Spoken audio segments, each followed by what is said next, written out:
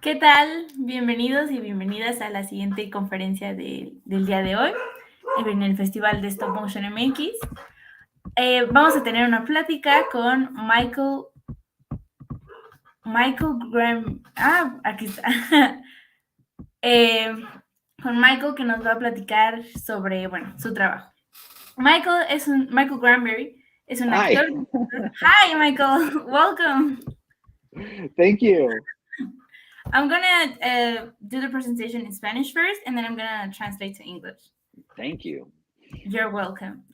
Michael ha sido un actor, director y animador stop motion que ha trabajado con directores como Henry Selick en La pesadilla, The Nightmare Before Christmas, CORALINE, y también en su última producción, la cual fue WENDELL WILD, que ya está en Netflix para que la chequen.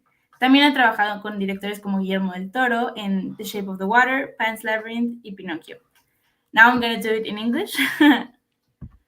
Michael is an actor, director, and stop motion animator who has worked with directors such as Henry Selick in The Nightmare Before Christmas and Coraline, even in his most recent film, Wendell Wild. He has also worked with directors Guillermo del Toro in The Shape of the Water, Pan's Labyrinth, and Pinocchio. Welcome, Michael. We're very thankful to have you here with us on the festival. Thank you. It's my pleasure. And well, you can start your conversation with us. Sure. I'd love to. It's been a great year for stop motion. We have a lot of stop motion projects coming out. A couple of huge feature films this year. Henry Selick's Wendell Wild, which is his first feature film in 13 years. Coraline was the last one. And also Guillermo del Toro's Pinocchio, which has been a dream of his to produce since I'm sure he was a very young person. I started hearing about it for the first time back in 2010 and thought it was going to happen next week. And then, of course, it took many, many years later for that to get going. But I feel very, very excited to be part of it because I I'm a person who was bitten by the stop motion bug very early as a child, and a lot of people I think are.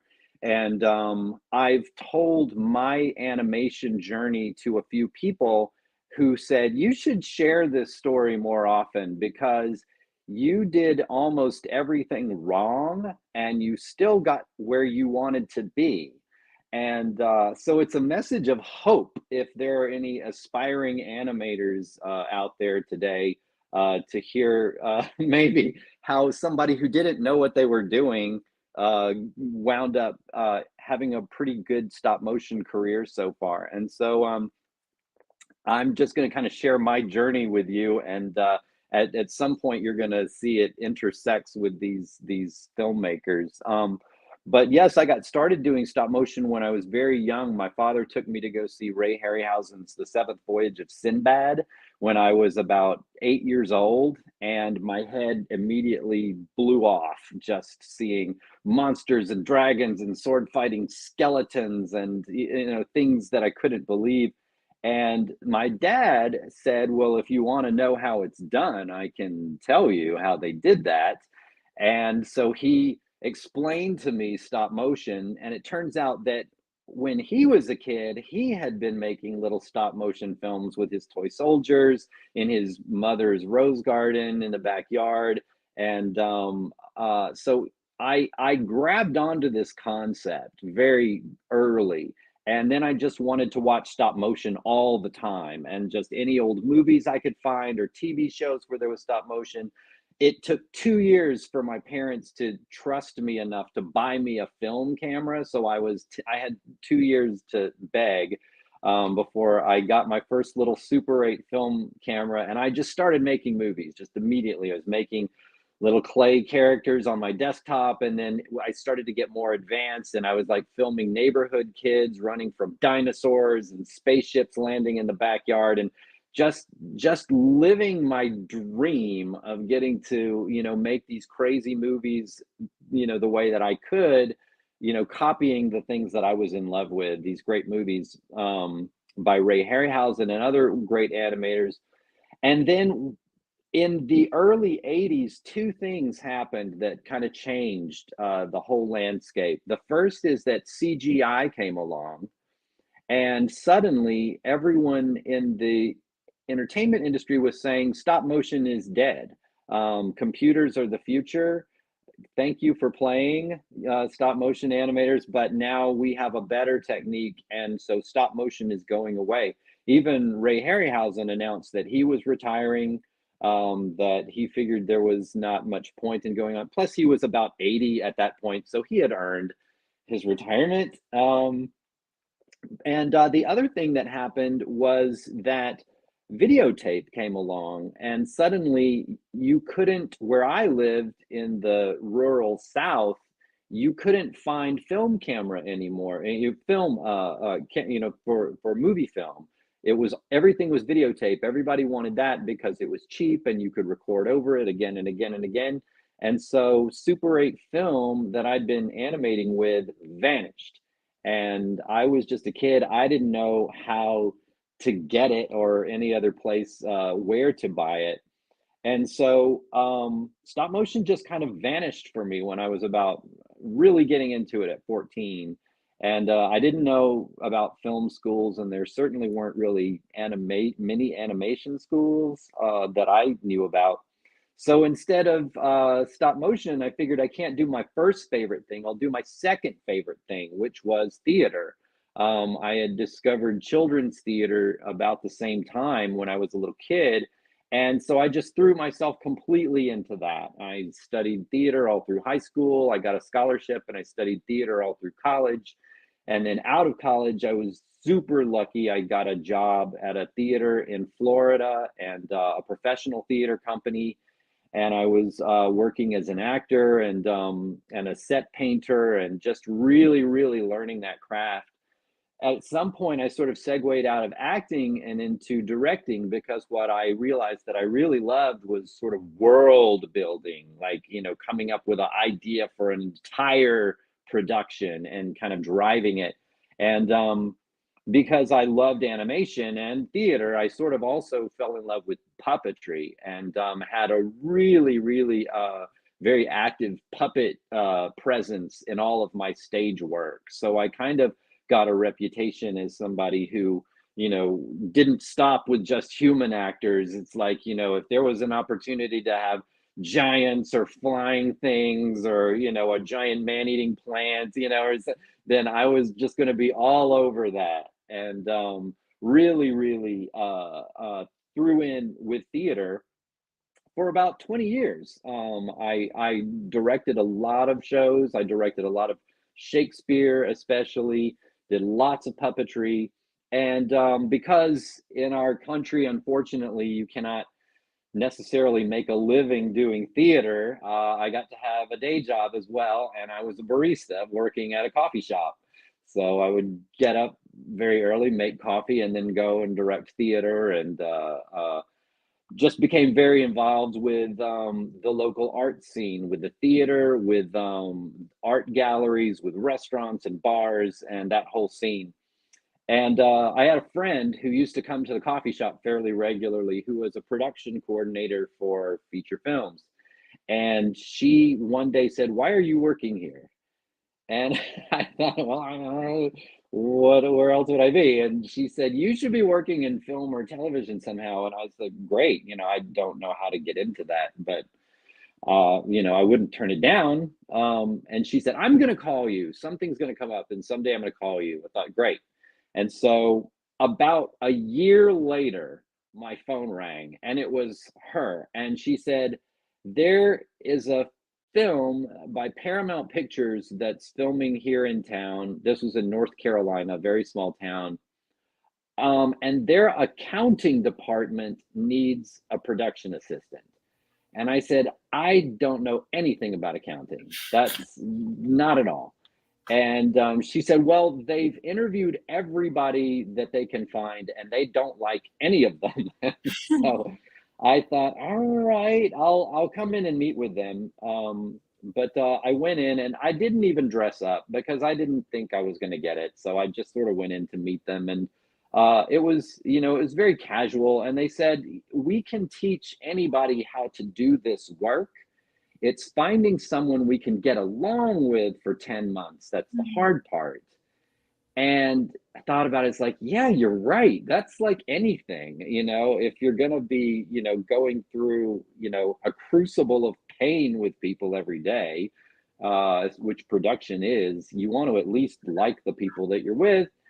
And so then they asked, what is there to do here? Because they were all from Los Angeles and they were suddenly in this tiny little town on the other side of the country. And I said, well, what do you like to do? And they're like, well, we like theater, we like art galleries, we like restaurants, we like bars, you know. And I was like, oh, I know where you need to be. And so I was like, I'll hook you up with theater tickets to all the theater companies in town, and I'll show you where the restaurants and the art galleries are. And you don't have to hire me, and I'll just do this for you. It's no problem. And I got home, and there was a message on my answering machine asking me to start Monday. So that's how I got my first film job, was basically being, you know, sort of a social liaison in addition to being a PA. And so they started to teach me about accounting, and I went from one week I was getting up at 5 in the morning and serving coffee, and the next week I was responsible for $800,000 in cash and taking it to actors and crew people and paying out their per diems. And what I didn't know about accounting is that they are literally the first people hired, they're the last people to be let go, and you work hand in hand with the producers every single day to take this giant chunk of money and turn it into a movie over time. And so it's a ringside seat to watch how movies get made from beginning to end. And the second thing I learned is that when your job is to bring money to people, they like to see you coming. And they were so welcoming to me. It's like, hey, it's Michael. He's the guy with all my money. Come on in. And so I was getting invited into people's trailers and into their offices and just sit down, relax, you know, take a load out, you know, it's like, and I was thinking, it's not my money. I'm just, you know, I'm just the delivery guy. I'm just a But messenger. exactly. So, you know, so I get this incredible, you know, education, and plus I'm getting to, like, you know, meet, you know, and work with like people, you know, like Tom Cruise and Jim Carrey and Meryl Streep. And I'm like, why am I here? This doesn't seem real. I was the coffee guy.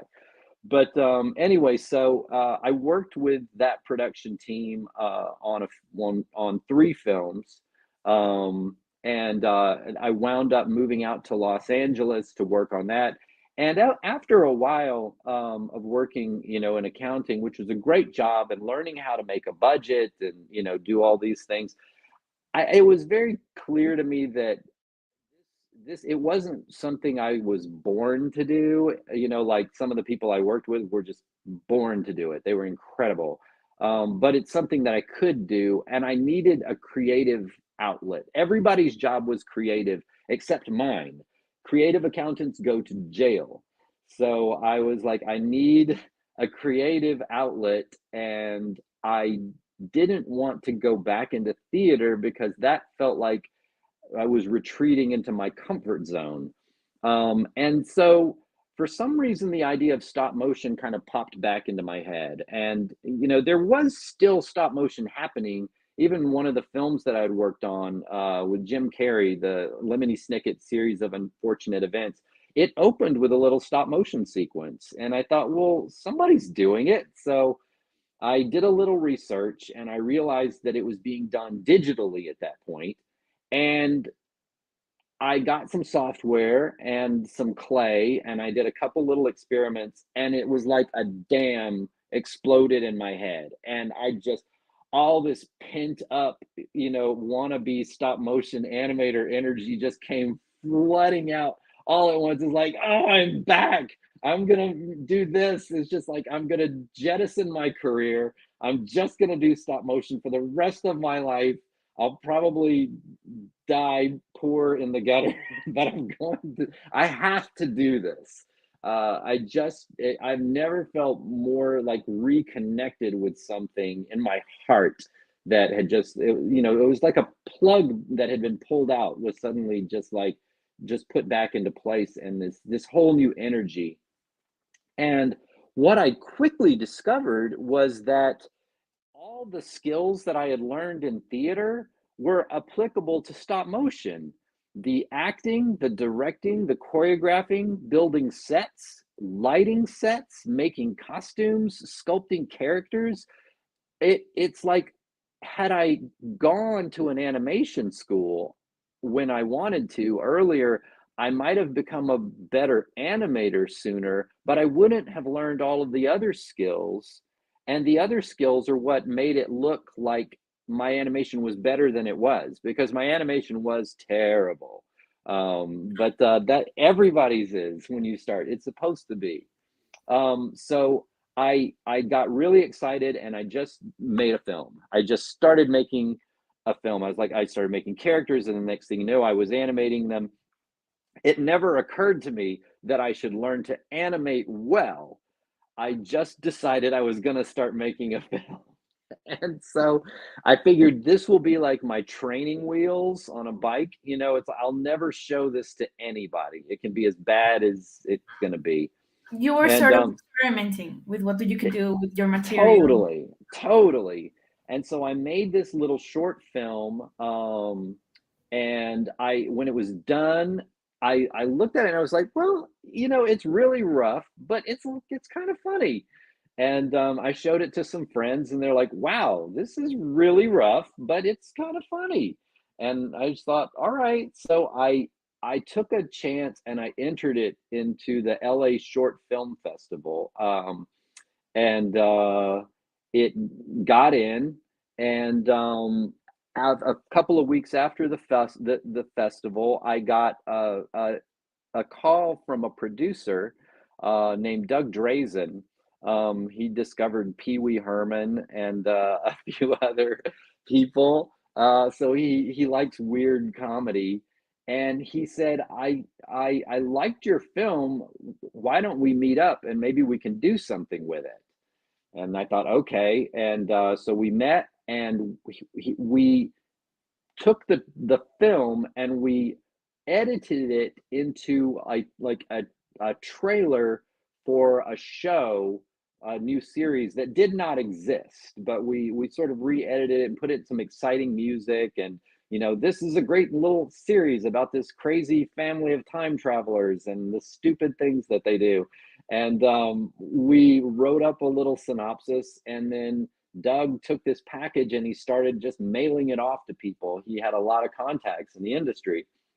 So 10 months go by, and he calls me up and he said, we got a hit. Turner Broadcasting is starting a new web show, and they need some original content. And so we had a meeting with the people over the phone, and they said, yeah, this looks like what we want. And we just need you to submit a budget. Could you make us a budget? I'm like, yes, as a matter of fact, I can make you a budget. And so I sat down with All of the Doug. skills were kind of melting together. Everything's converging, right? Yeah. And so Doug, I said, so what should we ask for? And Doug said, well, how much could we do it for? And you could pay your rent and that. And I said, well, $5,000. And he said, okay, well, let's ask for $7,000, and maybe they'll give us $5,000.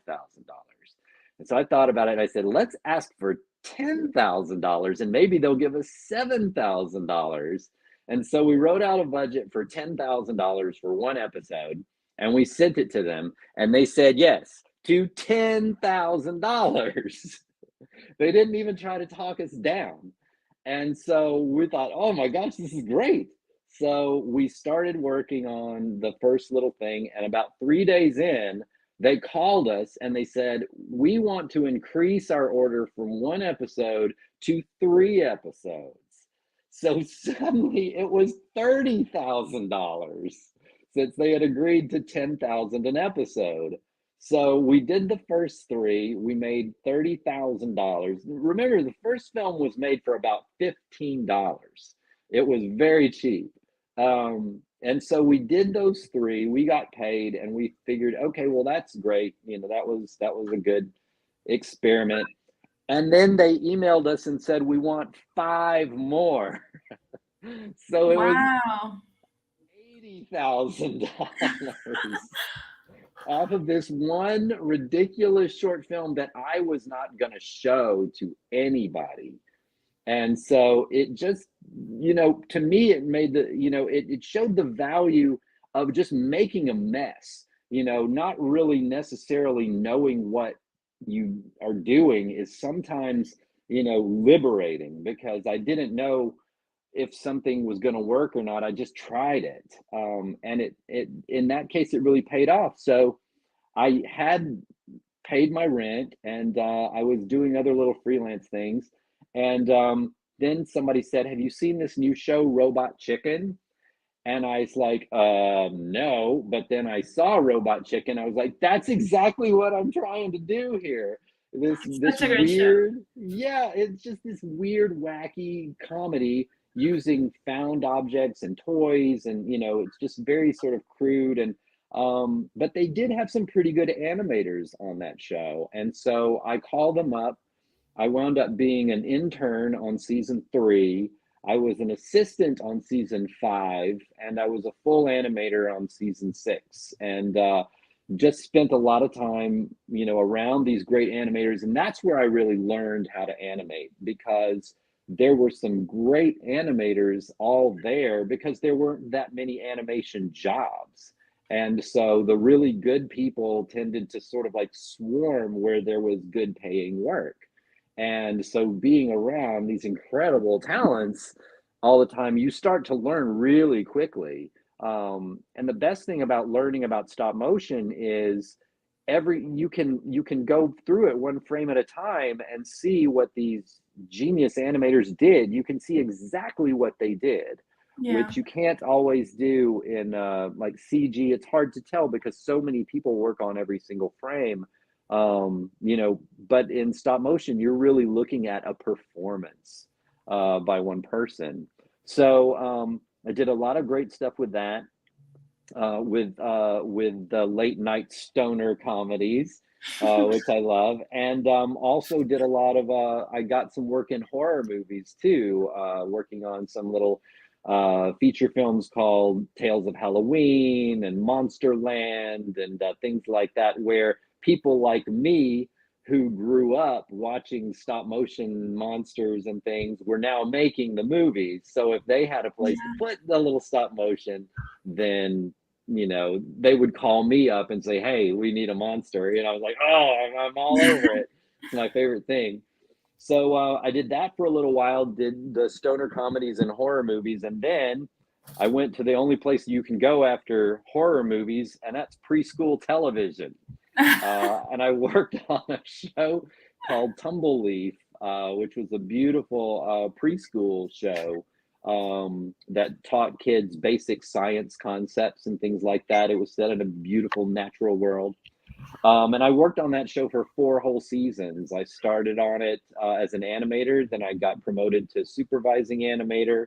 And then by season 3, I got promoted to animation director and was working on that show very intensely, but kind of from not really from an animator's perspective. There's a point at which you kind of leave animation if you go too high.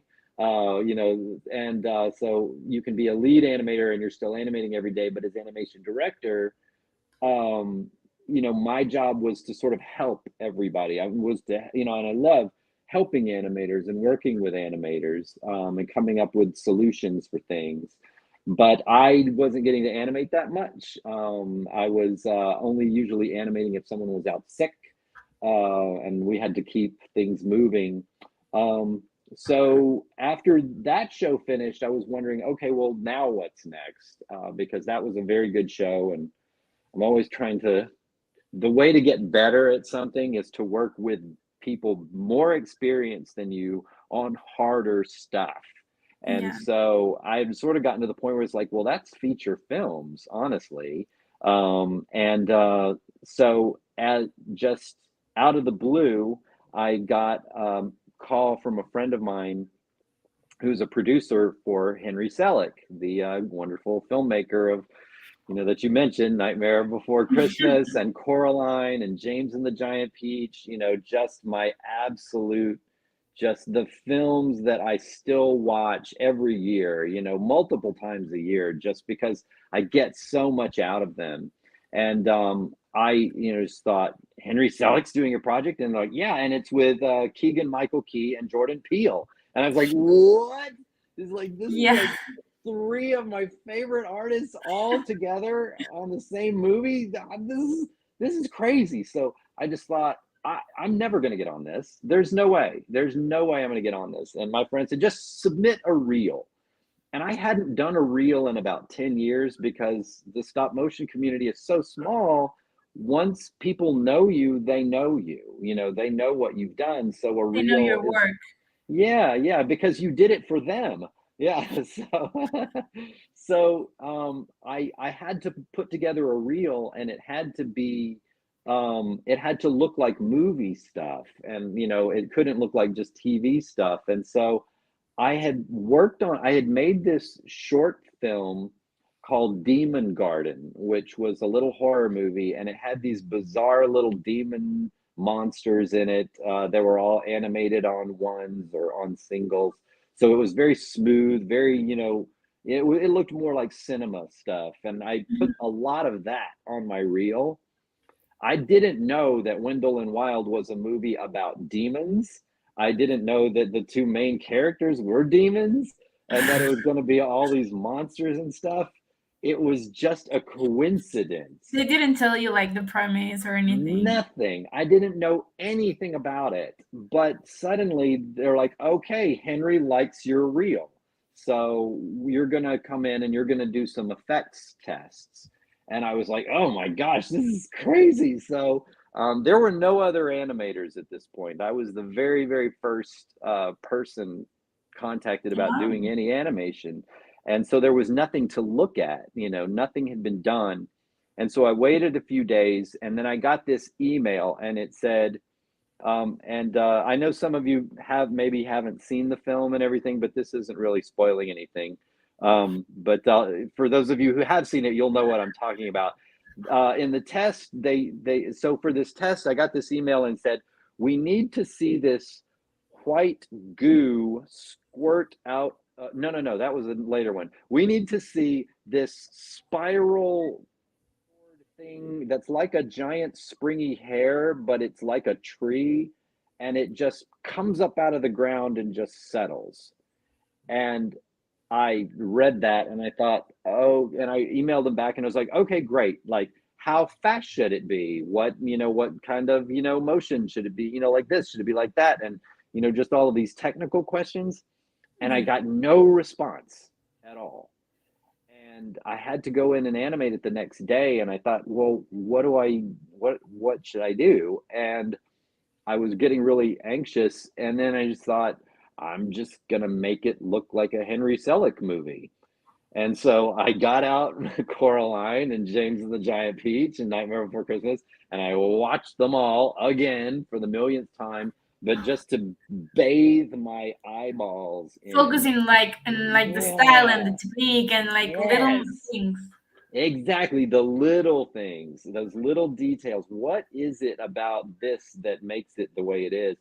And then I went in the next day and I animated this springy coil thing coming out of the ground and settling in the style of a Henry Selick movie, I thought.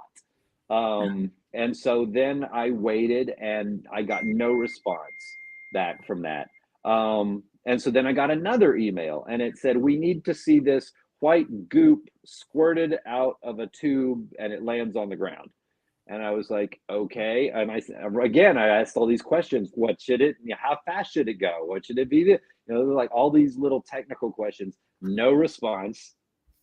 So I did the same thing. I went in, I was like, I'm going to make it look like a Henry Selick movie as best I can. And I did that. Then I got another email. We need to show this goop coming out of a tube, landing on the ground, and then the spirally hair thing comes out. And so I did that. And I kept getting these little emails saying, we need to see this, we need to see this. And then nothing, no response. So I just thought, well, I don't know what they think. So the day finally comes. I'm at the studio where they were building the set for this test. We were just going to do a test with these two demon characters. And I was in another part of the building, and someone came in and said, have you met Henry yet? And I was like, what? And they're like, Henry Selick is here. He's in the art department talking with the designers right now.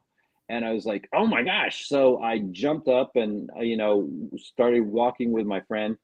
And I asked him, because I'd heard that Henry had sort of this legendary, like, mercurial temper. And so I just asked, I was like, is Henry in a good mood today? Can I approach? And my friend said, absolutely not.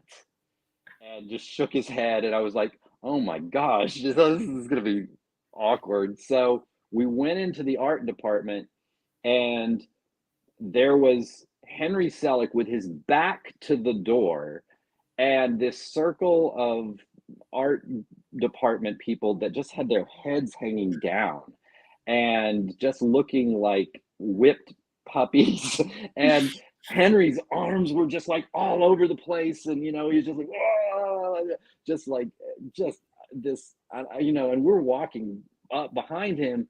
And so I got right behind, we just kind of stopped, and the producer on the project saw me, and she pointed and she's like, Henry, this is Michael Granberry. He's the animator who did all the animation tests. And Henry Selick like whips around really fast. He locked eyes with me and he pointed and he said, you!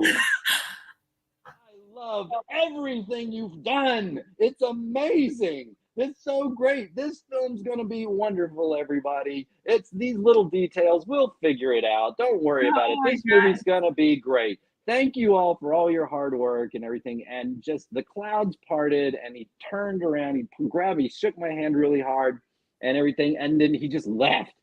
And it's like when my heart eventually restarted, I was thinking, okay, all right, that was good. I wasn't expecting that.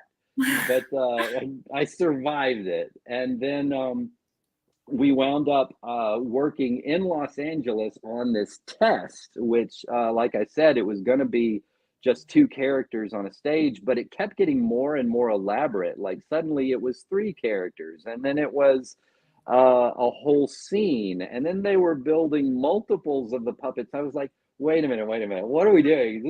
This isn't just a test. You're shooting a scene from this movie. And if the movie doesn't get greenlit, I guess it could be a standalone short film. But whatever we're doing, I'm in. So So you never got did you get told like you're hired, like you're gonna be an animator in this movie, or like did you just started and you were along with the ride? It just kind of evolved. It was just I mean I would kind of had signed a contract for the first little tests, and then I got like a bigger contract that was like, okay, we're gonna do this test, and it's gonna take about 2 months, and we're gonna shoot basically a scene from the film. And so we shot this thing, and it was really great. I mean, Netflix was so supportive, and they loved Henry.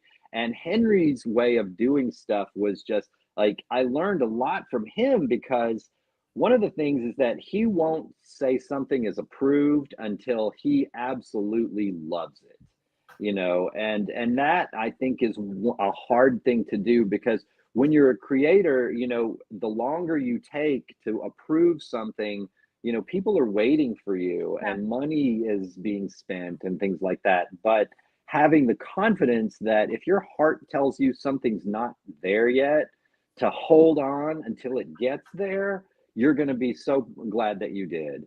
And so we were shooting this test, and a wonderful thing happened one day. Everybody loves, Henry's films and are big fans. So we would get some cool people coming through.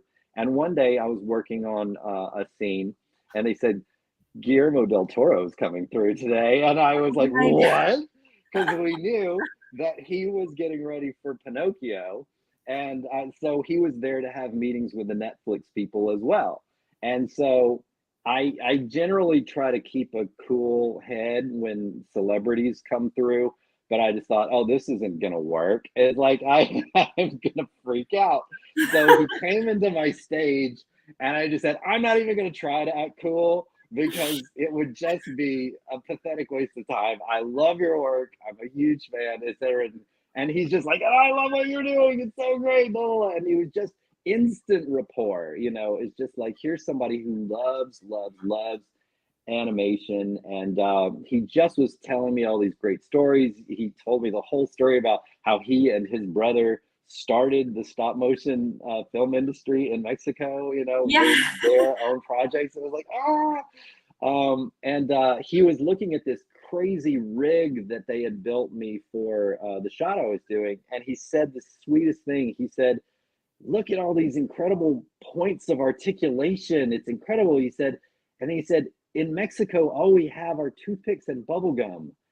And it just hit me right in the heart. And it just so happened that on my big rig that they had built me, I had a little piece of wax that looked like bubble gum and a toothpick sticking out of it, like stuck to it to like point, on the ground, to measure my moves. And Uh-huh. I said, there's always a place for toothpicks and bubble gum, no So it's matter how. Yeah, yeah. If you can make something out of nothing, then you can really make something out of something. Yeah. And so every day on stop motion is solving problems.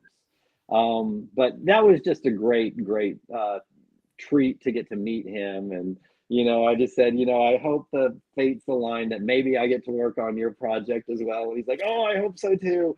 And so he left, and we did the test, which turned out really, really cool. And when you do see Wendell and Wild, the first scene of Wendell and Wild, where you're introduced to them, about half of that scene was the test that we shot in LA.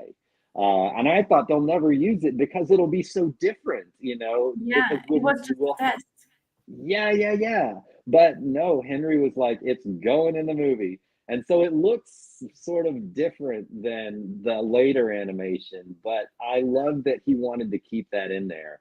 And it was just me and Anthony Scott, who was one of the legends of stop motion, and a couple of other incredible animators just doing this one little scene. And so then the movie got greenlit. I moved from Los Angeles up to Portland, Oregon, and I was a lead animator on my first feature film because I had worked on the test in LA. And had I not had that step, I for sure would not have gotten into that position. But it was a great move into, okay, what a lead animator does is, tries to figure out the personalities of the characters, the first time that, that you're seeing. And then other animators, kind of copy and build on that. Yeah. So you're right there at the beginning with these characters. You've had such a crazy career, and so many coincidences that, well, like, I don't, maybe not even coincidences, like you were just at the right places at the right time. They got to Yeah, know you, you built upon what you loved to do, and true. that got you so many other opportunities. And thank you for sharing it with us. It is crazy. It is something you should share more often, because I Absolutely. yeah, I thank you for sharing your story with us. Is there something you would like to close on about your experience? What I wanted to ask you, because you started talking about horror. Which is your Mhm. favorite genre of to animate in, like horror, fiction, fantasy? Because they're so different. Wow. They are all so very different. I guess, there's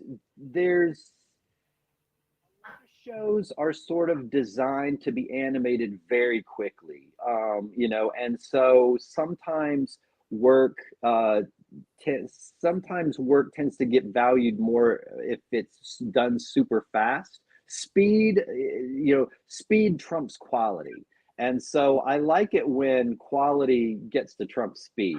Yeah. Because again, at the end of the day, when you're animating on a film for 4 years, Wendell and Wild was 4 years of my life on that, and then finished that, and then got to go on to Pinocchio at the very end of that. So, it's the difference between finding a beautiful rock and taking a beautiful rock and putting it in a rock tumbler, and letting it polish and get refined to really release something that's beautiful in there. And I like the level of refinement. So when you have something that has a level of refinement in the animation, I'd say that that's what I like to do more of. Because then no matter what it is, if it's a love story, if it's a horror story, anything, you're putting more love into it.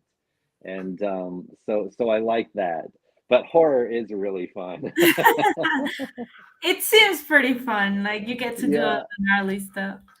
Well, thank you so much, Michael, Oh, for it's my speaking with pleasure. us today and sharing our story. Your story, Cool. sorry. Sharing your story with us. Oh, it's my pleasure. My pleasure. And I'm happy to answer any questions if you have any. Well, thank you very much. Of Would you course. like to say something for the end, like something to close the conference with? I would like to say just my favorite quote about stop motion from the late film critic Roger Ebert, which is that computer graphics look real, but they feel fake. Stop motion looks fake, but it feels real. That is And that's why I love what I do. And Thank you very much, Michael. We're thank going to move you. on to our next activities today, so stay with us. It was a Okay, pleasure. mine, all mine.